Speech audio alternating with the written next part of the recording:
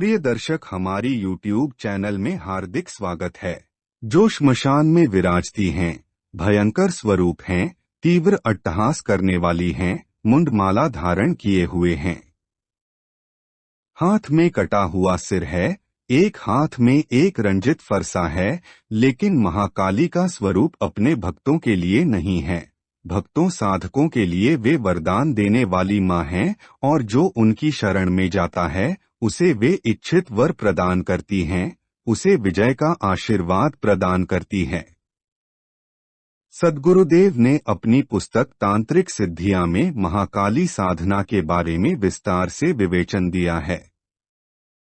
उन्होंने स्वयं महाकाली को सिद्ध किया और उसी मंत्र को अपने शिष्यों को प्रदान किया। सद्गुरुदेव की ही वाणी में यह आलेख।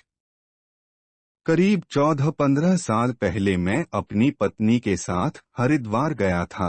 महीने भर हरिद्वार में रहा और कल्पवास किया। पत्नी की इच्छा ऐसी ही थी। कल्पवास का मतलब है गंगा के किनारे रहना, गंगा का ही पानी को पीना, गंगा के पानी से रोटी बनाना, वहीं खाना और वहीं झोपड़ी कुटिया बनाकर रहना।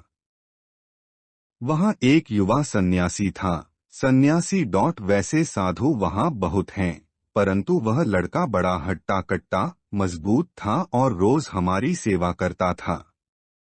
वह कभी सब्जी लेकर आ जाता, कभी मेरा पैर दबा देता और कभी गर्म पानी कर देता। ऐसे ही उसने महीने भर तक हमारी सेवा की। महीने भर बाद मैंने ही कहा, तुम शायद मुझे पहचानते नहीं हो। वह बोला, गुरुजी, मैंने आपको पहचानने के बाद ही सेवा शुरू की। मुझे पहले ही मालूम था कि आप कौन हैं। मैंने कहा, ठीक है, तुमने महीने भर तक मेरी सेवा की है, बदले में मैं तुम्हें केवल एक विद्या सिखाऊंगा। उसने कहा, क्या मैं महीने भर बाद आपके घर आकर सीख लूं? मैंने कहा, आ जाना। उसके 3-4 महीने बाद वह आया। मैंने पूछा, तुम क्या सीखना चाहते हो? वह बोला, गुरुजी, मैं श्मशान जागरण कर भूत प्रेत को वश में करने की विद्या सीखना चाहता हूँ। मैं देखना चाहता हूँ कि भूत कैसे नाचते हैं, प्रेत कैसे नाचते हैं, पिशाच कैसे नाचते हैं। उनको वश में करने के बाद यदि एक बार किसी को पिशाच लगा दूं तो वह सारी जिंदगी भर रोएगा। मैं पहले भूत लगा दूंगा, फिर 4-5 हजार रुपए लेकर भूत उतार दूंगा। इससे मेरी अच्छी कमाई हो जाएगी। मैंने मन ही मन सोचा कि यह आदमी बहुत ऊंचा है। यह कला तो मुझे भी नहीं आती। उसने मुझे तसल्ली देने की कोशिश की, गुरुजी, आप घबराइए मत, मैं केवल भूत लगाऊंगा और पैसे लेकर भूत उतार दूंगा, ठीक कर दूंगा। इस तरह चमत्कार हो जाएगा और मैं कुछ कमा भी लूंगा। मैं तो अपने वचन से बंधा था, उसको ना कैसे करूं, और यदि यह विद्या मैंने उसे सिखा दी तो भी अनर्थ होगा। मैंने उसको टालने की कोशिश की, मैं तुम्हें कल सिखाऊंगा। वह बोला, गुरुजी, कल आप फिर मना कर देंगे। आप कहिएगा कि कल सिखाऊंगा, परसों सिखाऊंगा, महीने भर बाद सिखाऊंगा, लेकिन कोई बात नहीं। बिना सीखे में भी यहाँ से जाने वाला नहीं।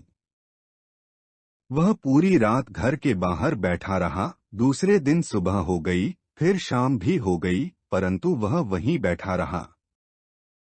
पत्नी ने कहा, एक ब्राह्मण है, सन्यासी है, भूखा दरवाजे पर बैठा है, कितना पाप लगेगा हमें।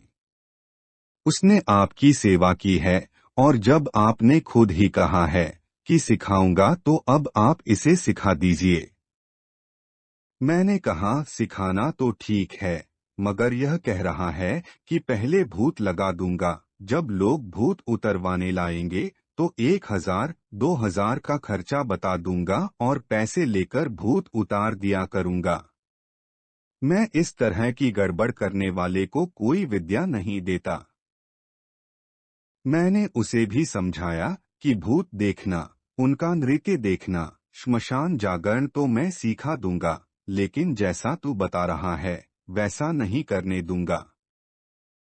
उसने कहा, गुरुजी, महीने में मुझे 2-3 केस करने दो, उसी से मेरा काम चल जाएगा। मैंने कहा, ठीक है, लेकिन किसी को मारना मत, 3 केस कर देना। भले 2। उसने तसल्ली दी, गुरुजी, आप निश्चिंत रहिए, महीने में 2-3 केस करने में ही मेरा गुजारा हो जाएगा। जोधपुर में एक श्मशान है जो वहां से करीब 7-8 किमी दूर है। मैंने सोचा कि इसे श्मशान में ले जाऊं या नहीं ले जाऊं, पर उसका शरीर बहुत मजबूत था, ताकतवान था। श्मशान का डोम मेरा परिचित था, क्योंकि पहले मैं कभी कभी ऐसे ही शिष्यों को वहां ले जाया करता था, मगर अब छोड़ दिया है।